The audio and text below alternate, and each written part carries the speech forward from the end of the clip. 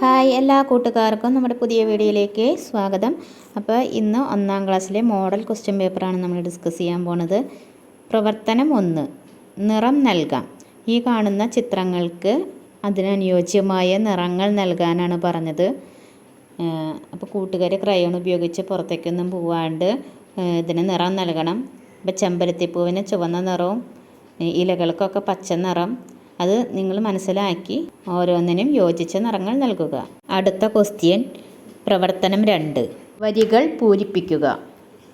പട പട പട പട, പറവകൾ പാറി, തന തന തന തന, തനു തിന താന, കലപില കലപില. ഇനി 3 വരികൾ നിങ്ങളോട് എഴുതാൻ പറഞ്ഞിട്ടുണ്ട്. അപ്പോൾ അവിടെ എന്താണ് നമ്മൾ എഴുതുക? കലപില കലപില, അത് എന്തിൻ്റെ ശബ്ദമാണ്? ഈ കിളികളൊക്കെ പാട്ട് പാടുന്നതിൻ്റെ ശബ്ദമാണ് അല്ലേ? അങ്ങനെയല്ലേ നമ്മൾ പഠിച്ചേക്കണേ. അപ്പോൾ കലപില കലപില. അടുത്ത വരി എന്താവും? പറവകൾ പാടി. അടുത്ത വരി തന തന തന തന. അടുത്ത വരിയോ? തൂവലു താ. അങ്ങനെ ആ വരികൾ നമ്മളവിടെ കൂട്ടിച്ചേർത്ത് എഴുതണം. അടുത്ത ക്വസ്റ്റ്യൻ പ്രവർത്തനം 3, വരച്ചു ചേർക്കാം. പറവകൾ പാറി എന്ന യൂണിറ്റുമായി ബന്ധപ്പെട്ട് അമ്മുവിനെ തൂവൽ ആൽബം ഉണ്ടാക്കണം. അമ്മു ശേഖരിച്ച തൂവലുകൾ ഏതൊക്കെ പക്ഷികളുടേതാണെന്ന് വരച്ചു ചേർക്കാം. അപ്പോൾ ഇവിടെ കുറച്ച് തൂവലുകളുടെ ചിത്രങ്ങൾ തന്നിട്ടുണ്ട്.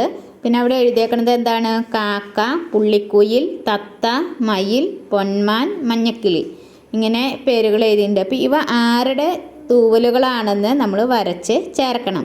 നമുക്ക് നോക്കിയാലോ? കറുത്ത തൂവല് കാക്കയുടെ, പുള്ളിത്തൂവല് പുള്ളിക്കുയിലിൻ്റെ, ഇനി പച്ചത്തൂവല് തത്തയുടെ, മയിലിൻ്റെ തൂവല് ഏതാ? ഇത് തന്നെ. ഇനി പൊന്മാൻ്റെ തൂവല് ഏതാ? പൊന്മാൻ്റെ തൂവലിലേക്ക് വരയ്ക്കാം. കണ്ടോ? മഞ്ഞക്കിളിയുടെ തൂവല് മഞ്ഞ നിറത്തിലുള്ളത്. ഇങ്ങനെ തൂവലുകൾ കണ്ട് ഏത് പക്ഷിയുടെ ആണെന്നുള്ളത് വരച്ച് ചേർക്കുക. ഇനി അടുത്ത ക്വസ്റ്റ്യൻ പ്രവർത്തനം 4, പറയാം ചേർത്തെഴുതാം. പൂവ്, ചുവന്ന പൂവ്. ഇനി നമ്മൾ അവിടെ പൂരിപ്പിക്കണം. അപ്പോൾ ഇവിടെ ഒരു റോസാപ്പൂവിൻ്റെ ചിത്രം തന്നിട്ടുണ്ട്. അപ്പോൾ നിങ്ങൾ ഇതിൽ നിന്ന് കണ്ടിട്ട് നിങ്ങൾക്ക് എന്താണ് എഴുതുക? ഇതൊരു പൂവാണ്, ഇതൊരു ചുവന്ന പൂവാണ്. ഇനി എന്തൊക്കെ നമുക്ക് എഴുതാം? നിറമുള്ള പൂവ്, മണമുള്ള പൂവ്, നല്ല പൂവ്, ഇലയുള്ള പൂവ്, റോസാപ്പൂവ് എന്നിങ്ങനെയൊക്കെ നമുക്ക് എഴുതാം. അപ്പോൾ നിങ്ങൾക്കറിയാവുന്ന പോലെ നല്ല പൂവ്, നിറമുള്ള പൂവ്, മണമുള്ള പൂവ്, റോസാപ്പൂവ്, ഇലയുള്ള പൂവ് എന്നൊക്കെ നിങ്ങൾ എഴുതണം. അങ്ങനെ ആ വരികൾ നിങ്ങൾ പൂരിപ്പിക്കുക. ഇതൊരു മോഡൽ ക്വസ്റ്റ്യൻ പേപ്പറാണ്.